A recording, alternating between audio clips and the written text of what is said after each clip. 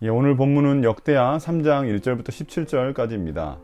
묵상 제목은 솔로몬 성전을 통해 배우는 교회의 본질입니다.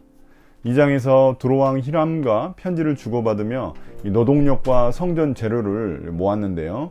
이제 오늘 본문에서는 이 솔로몬이 직접 성전을 건축하기 시작합니다. 그런데 여기서도 이 열왕기 상에 나온 내용과 차이점이 좀 존재하는데요. 이를 통해 우리는 역대기 저자의 의도를 파악할 수 있습니다. 열왕기상 6장 7장에 걸쳐 나오는 솔로몬 성전 건축 같은 경우에는 이 수치와 외관에 대한 여러 가지 설명들이 매우 자세하게 묘사되어 있습니다. 반면에 오늘 본문에서는 성소와 지성소를 만드는 과정을 매우 간단하게 설명합니다. 대신 우리에게 그 성전의 의미를 알려주는 데 집중하는데요.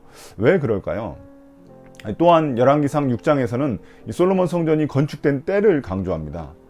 그래서 성전을 애굽에서 나온 지 480년 만에 지었다고 말합니다. 그러나 역대하에서는 이에 대한 기록을 생략했습니다. 대신 예루살렘 성전의 장소가 어디인지가 먼저 기술되어 있습니다. 솔로몬 성전이 세워진 곳은 예루살렘 모리아 산인데요. 이곳은 아브라함이 자신의 아들 이삭을 바쳤던 그런 장소입니다. 이 아브라함이 자신의 아들 이삭을 죽이려 하자 하나님이 막으시면서 대신 숫양을 준비해 주신 곳입니다. 그래서 이곳은 헌신의 장소이자 또한 하나님의 은혜를 경험한 장소입니다. 또한 솔로몬 성전이 세워진 곳은 여부스 사람 오르난의 타작마당이라고 밝히고 있습니다. 이는 다윗이 인구조사를 하는 바람에 하나님께 죄를 지어 백성들이 전염병으로 큰 고난을 겪게 됩니다. 그때 다윗이 죄를 회개하고 하나님께 부르짖자 하나님이 심판을 멈추시고 용서해 주십니다. 그때 그 장소가 바로 여부스 사람 오르난의 타작마당이었습니다. 그곳에서 하나님의 용서를 경험한 다윗이 하나님께 예배를 드렸습니다. 그래서 이곳은 회개의 장소이자 또한 하나님의 용서와 구원을 경험한 장소입니다. 이러한 의미가 있는 곳에 솔로몬의 성전, 예루살렘 성전이 세워졌다는 의미입니다. 이 둘 모두의 공통점은 하나님이 응답하신 곳이라는 공통점이 있습니다. 결국 솔로몬의 성전은 하나님이 그 백성들을 만나주시는 곳이라는 의미입니다. 성전의 어떤 진정한 의미가 무엇일까요? 이 글을 읽은 이 1차 독자들에게 이 솔로몬의 이야기는 다른 의미로 들렸을 것입니다. 왜냐하면 그들의 현재 삶이 너무나 각박한 상황이었기 때문입니다. 바벨론 포로에서 돌아온 후 성전이 건축되었음에도 불구하고 독자들의 삶은 전혀 나아지지 않았습니다. 그들이 세웠던 제2성전은 너무나 초라했고 자신들의 삶도 마찬가지였습니다. 여전히 페르시아의 지배하에 있었고 이 다윗 언약, 영원한 다윗의 언약은 효과가 없는 듯 보였습니다. 심지어 성전이 지어지면은 다윗의 이 왕권을 영원히 유지하게 하신다는 그 약속도 너무나 무의미해 보였습니다. 그러나 오늘 본문을 통해 그들은 이 성전이란 그 크기나 외관의 화려함이 중요한 게 아니라는 점을 다시금 깨닫게 됩니다. 또한 그들에게 성전이 세워진 것을 보며 여호와 이레를 꿈꾸게 됩니다.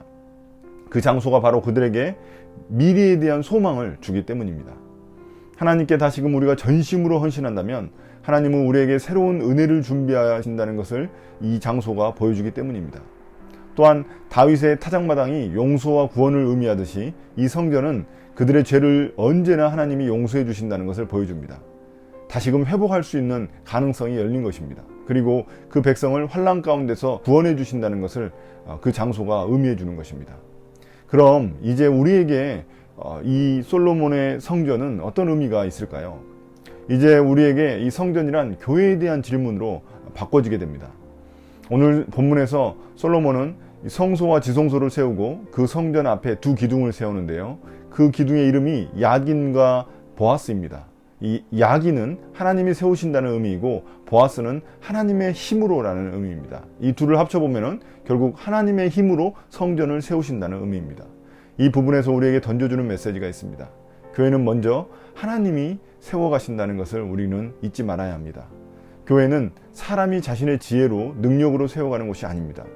예배당이 크든 작든 하나님이 세우시는 교회는 믿음의 자녀들이 또 하나님의 백성들의 무리라는 것을 우리가 잊어서는 안 됩니다. 그것이 진정한 교회의 본질입니다.